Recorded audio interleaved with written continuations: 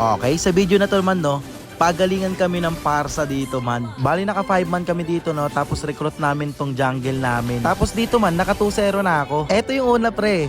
Nag-TP ako dito, tapos inultihan tayo ng parsa. Ayun, binagsakan tayo ng bulalakaw. Eh di napitas tayo man no. Siyempre pre, hindi tayo magpapaapi. Kaya ang ginawa ko dito man, tinarget lock ko din siya no. Kala mo ubos na yung skill ko. Eto, flame shot. Dito pre, nagchat ako. Sabi ko pabawi. Tapos nagreply naman siya ng okay. Mabait si ate ah. By the way nga pala guys no, high points yan, 103 or 102 yata. Pero yung last season niya nasa 200 no. Dito pre, nagsabayan kami, parehas kami namatay. Marunong dito mga kalaban na to pa na, mga paluto. Kaya nagreply ako dito ng all 2. Gumaganda yung laban dito pre ah. Tapos sabi dito ng Franco, dikit lang. Ang ganda nga ng laban na to guys no, kaya panoorin nyo hanggang dulo, nakaabot to ng 25 minutes yata. Pangit lang yung nilaro dito ng core nila kasi naging tilted siya nung una pre. Hanggat maaari pre, ang pinipitas natin dito yung parsa. Eh nakita akong nag-ibo na siya. Pitas ka sa akin man, di yung score namin 3-2 na kasi yung score namin kanina all 2. Kaya dito pinalakas ko yung loob niya na bumawi siya. Kung mapapansin nyo dito yung parsa pre, marunong siya pumesto. Kaya anong nangyayari, ang napipitas natin yung core nila.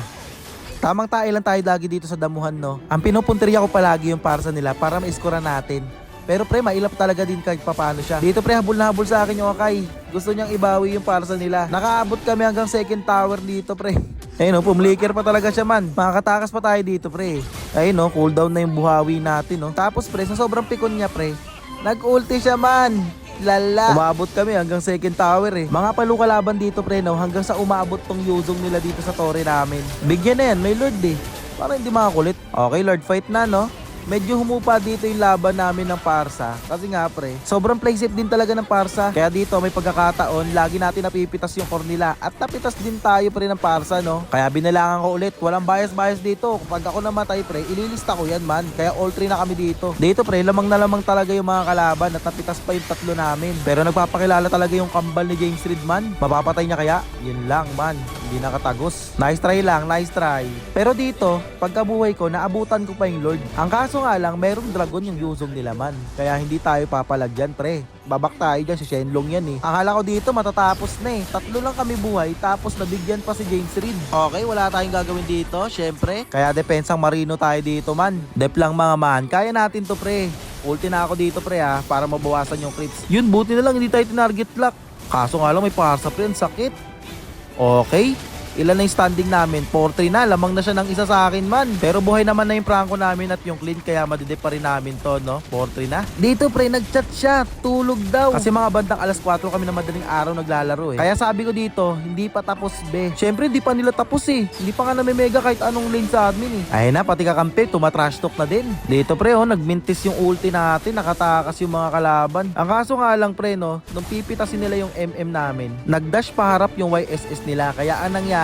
Mapipitas siya ng Silva naman. Yung flame shot natin tumama pa sa neutral. Eh di wala silang core pre, wala silang retry holder. Syempre, i-contest namin yan man kasi wala silang retry. Enhance na dito yung Lord eh. Nung naramdaman nilang di nila kaya, binak na lang nila man. Kaya ang nangyari, pagbuhay namin, kami yung nag-Lord pre. Hindi sila nakapag-contest. Si Shenlong oh, padating na oh. Late ka na pre, 7 AM yung pasok, 9 AM ka dumating. Tapos dito naman no, itatry lusawin ng dalawang to. Eh nandito ako man. Okay, tama na muna ang parsa, sa jungle muna nila. Dito man, napatay namin yung Yuzong at hanggat maaari pre no, inuuna ko talaga yung parsa nila kasi masakit talaga pre. Kaya yung nakita ko siyang tumayo, ayun ang ginawa ko pre. Inultihan ko siya. Pero napatay tayo dito pre ng Akay. Ang nangyari, hindi namin natapos at napitas pa tong si James Reedman. Try nga natin kung mapag-buy and sell. Pero hindi kinaya man, napitas siya. Eh di ang tendency nun, makakapag-load yung mga kalaban. Patigas na yan man no, tapos 23 minutes na. Itatry ko pa nga sana gamit yung flame shot kaso hindi talaga kaya. Silvana pumasok din. Patay ang gago. Eto na nga ang crucial part. Tapos pre, inabangan ko dito yung parsa kasi pag hindi namatay to pre, GG kami. Ang sakit pa naman ito. Hindi niya expected na nandito ako eh.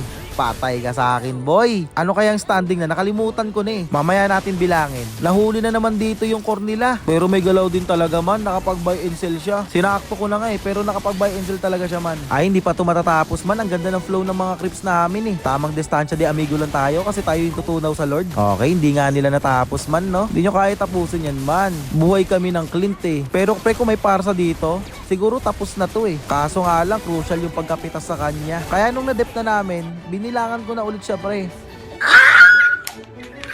So hindi ako nakipag-away dito binibilangan ko lang siya man, nagpapagalingan kami. Dito pati prangko namin nangangawit nakakapindot. Eto na nga man no, dito pre pag hook ng prangko, natamaan yung Kimi pre. Pre ilan pa lang yung patay ng Kimi dito. Pero crucial yung pagkapatay niya pre, kasi nga pag namatay ka dito tapos late game na, pwede ka pa magkape at mag FD. Napitas yung Kimi nila dito no. Saktong sakto merong lord dito man. Ang nangyari pre, nahila yung core nila. Ayun, nadali man. Pag ganyang oras bago ka mabuhay, pwede mo nang isipin kung ano yung hero mo sa susunod na game di kanya-kanya na sila.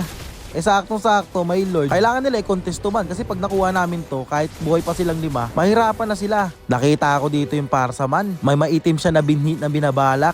Dito pre, medyo dumidistansya lang ako. Nasaktan siya ng clint namin, tapos pliname shot ko. Ayun, 6-4 ang standing. Hindi na ako nagbilang dito kasi tapos na to Habang nakipag 1v1 sa baba yung Yuzong, tatapusin na namin to man syempre. Ang ganda ng laban no, umabot ng 26 minutes. Diyan mo malalaman pre, napalo talaga yung mga kalaban. Okay, panalo na naman tayo sa digmaan ng mga 5 man. Sa mga nagtatanong, 70 stars lang po tayo kasi hindi po tayo masyadong naglalaro. Tsaka lang ako naglalaro pag magko-content na. Shoutout nga pala sa mga nakalaban na naging kakampi ko dito no. Para maniwala nga pala kayo, ito nga pala yung parsa kanina. 102 stars siya. Nice G pa rin po ate.